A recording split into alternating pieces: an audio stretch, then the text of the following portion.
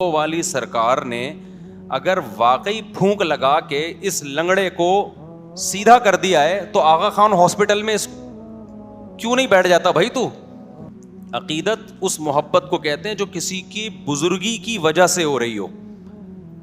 یہاں لوگوں کی اصلاح بھی ہوتی ہے اور لوگ اس عقیدت میں گمراہ بھی ہوتے ہیں, کیونکہ جب آپ کو کسی سے عقیدت ہو گئی نا تو آپ کے دماغ میں کھوپڑی میں یہ بات آ جاتی ہے کہ اب یہ جو کہے گا صحیح کہے گا. جیسے پھونکوں والی سرکار, لوگوں کو عقیدت ہو گئی نا, اب لوگ یہ نہیں دیکھ رہے کہ پھونکوں والی سرکار نے اگر واقعی پھونک لگا کے اس لنگڑے کو سیدھا کر دیا ہے تو آغا خان ہاسپٹل میں کیوں نہیں بیٹھ جاتا بھائی تو؟ کامن سینس کی بات ہے نا بھائی. اتنے معذور آ رہے ہیں بائکوں سے گرنے والے, آپ ایک سلنڈر میں پھونک بھر کے دے دیں, ہم اسی سلنڈر سے لوگوں کو اسپرے کرتے رہیں گے, ٹانگیں صحیح ہوتی رہیں گی. کیا خیال ہے بھائی؟ لیکن عقیدت انسان کو اندھا کر دیتی ہے. بس لوگوں نے فرض کر لیا پہنچی ہوئی سرکار ہے یہ, اب پہنچی ہوئی ہے تو جو مردی جھوٹ بولتی رہے سرکار, بکواس کرتی رہے, الو بناتی رہے, لوگ نہیں پیچھے ہٹنے والے. وہ آیا تھا نا کہ کوئی عراقی آیا تھا کچھ دن پہلے, وہ پھونکو لگا کے بڑے ہی اس کی تعریف ہے, جی پھونک لگاتا ہے تو یہ ہو جاتا ہے. میں نے کہا 2 نمبر آدمی ہے. کہہ رہے نہیں حضرت آپ کو کیا پتا. تو میں نے کہا بھائی کون سی کرامت کی قسم ہے؟ کرامت کا صدور کبھی کبھار کسی سے ہو جاتا ہے, وہ بھی بزرگ ہو. یہ تو آیا کرامت سینٹر کھولا ہوا ہے اس نے تو پورا, تو کرامت سینٹر کھول لیا اس نے بھائی پورا. تو اتنی کرامتیں تو قرآن میں اہل اللہ کی بیان نہیں ہوئی ہیں جی. ہر ایک کوئی ٹھیک کرتا جا رہا ہے اور جو مسئلہ ہو اس کا حل اس کے پاس موجود ہے. لیکن ہمارے بڑے بڑے لوگ متاثر تھے, اس کے بعد جب بھاگا ہے تو پتا چلا کہ یہ بھی ڈرامہ تھا. تو یہ عقیدت ہے انسان کو کیا کر دیتی ہے؟ اندھا. اللہ کرے بیوی کو شوہر سے عقیدت ہو جائے, کیا خیال ہے؟ یہ نہیں ہوتی, پتہ نہیں کیا مسئلہ ہے. محبت تو کرتی, عقیدت نہیں. عقیدت کا مطلب کہ بھائی بس محبت ہے, میرے بچوں کا باپ ہے, زیادہ بزرگ نہیں مانتی اس کو کہ جی عقیدت میں پاگل ہو جائے کہ میرے بہت میاں بہت اچھے بچے کیا ہیں. بھائی محبت ہے مجھے, میرے بچوں کا باپ ہے, گیس بجلی کا بل دے دیتا ہے, بہت اچھا آدمی ہے. محبت ہے اس وجہ سے, بیوہ نہیں ہونا چاہتی, طلاق بھی نہیں چاہتی. عقیدت نہیں ہوتی ہے. عقیدت کس سے ہوتی ہے؟ علماء سے, بزرگوں سے, مذہبی رہنماؤں سے. اب جس سے عقیدت ہو گئی وہ اگر ٹھیک ہے تو آپ اس سے عقیدت کی وجہ سے ٹھیک ہو جاؤ گے, اور جس سے عقیدت ہوئی ہے وہ اگر 2 نمبر ہے تو آپ اس سے عقیدت کی وجہ سے گمراہ ہو جاؤ گے.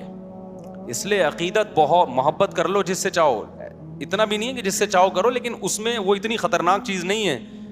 عقیدت کرنے سے پہلے نا, کسی کو اچھا سمجھنے سے پہلے, اس کی بزرگی کا عقیدہ دل میں بٹھانے سے پہلے بہت دفعہ سوچو, پرکھو اس کو 20 طریقے سے.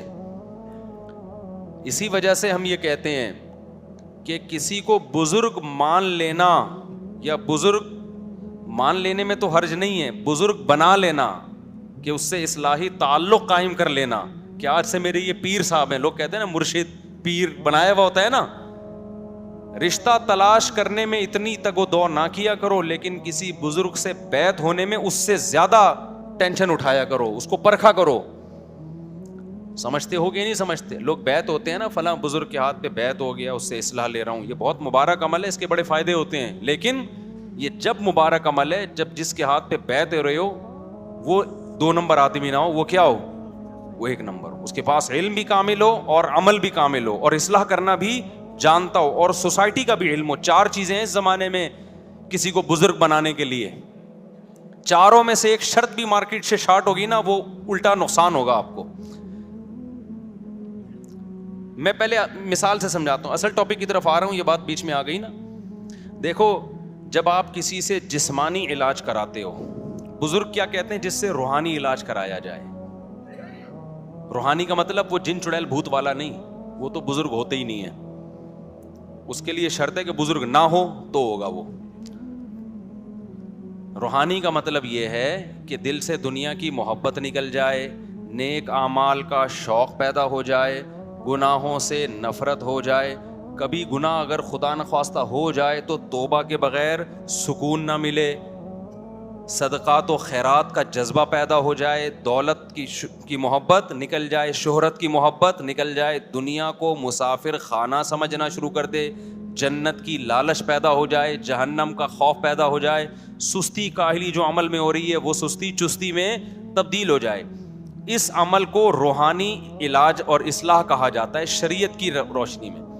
انسان کی زندگی کے دو پہلو ہیں, ایک جسمانی اور ایک روحانی. جسمانی ڈاکٹر ڈاکٹر کہلاتے ہیں, روحانی ڈاکٹر بزرگ کہلاتے ہیں. سمجھ میں آ رہی ہے بات کہ نہیں آ رہی ہے؟ صحابہ کرام جسمانی علاج حکیم اور طبیب سے کرواتے تھے, روحانی علاج کے لیے اللہ نے کس کو بھیجا؟ محمد صلی اللہ علیہ وسلم کو. کیا مطلب؟ یزکیہم, نبی کا کام ہے ان کا تزکیہ کرنا, ان کو گناہوں سے پاک کرنا, توبہ کروانا ان سے, عقیدہ بھی پاک ہو جائے اور عمل بھی پاک ہو جائے. تو یہ روحانی. تو نبی کے بعد صحابہ روحانی معالج تھے, تابعین کے, تابعین کے بعد تابعین, تبع تابعین کے لیے. یہ سلسلہ سینہ بسینہ آج تک چلا آ رہا ہے. یہ جو 4 سلسلے ہیں نا, نقش بندی, قادری, سہراوردی اور چشتی, یہ چاروں سلسلے اسی کی کڑی ہیں ایک, کہ باقاعدہ پھر اہل اللہ نے, اللہ والوں نے اس کو باقاعدہ ایک مرتب کیا, اس کو ایک نظام بنایا.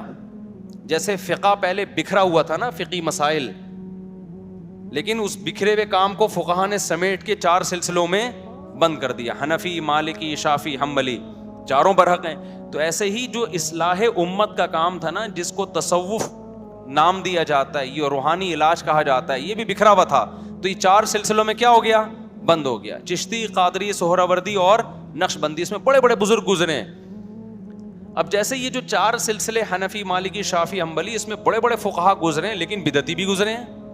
تو ایسے ہی یہ 4 تصوف کے سلسلے میں بڑے بڑے اللہ والے گزرے, مگر 2 نمبر بھی گزرے ہیں. کیونکہ فوراً لوگ مثال دیتے ہیں وہ فلاں 2 نمبر تھا. بھائی 2 نمبر تو ہر طبقے میں ہوتے ہیں نا, اس کا یہ مطلب تھوڑی ہوتا کہ سلسلہ ہی غلط ہو گیا.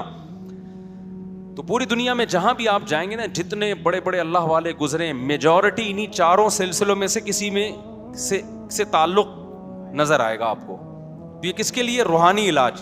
اب روحانی علاج کا مطلب سمجھ گئے؟ کیونکہ یہ عامل لوگ پھر کیش کراتے ہیں, دیکھو مفتی صاحب بھی روحانی علاج کے قائل ہیں, لہذا آئیے چڑیل ہم سے بھگوائیے. وہ روحانی علاج نہیں.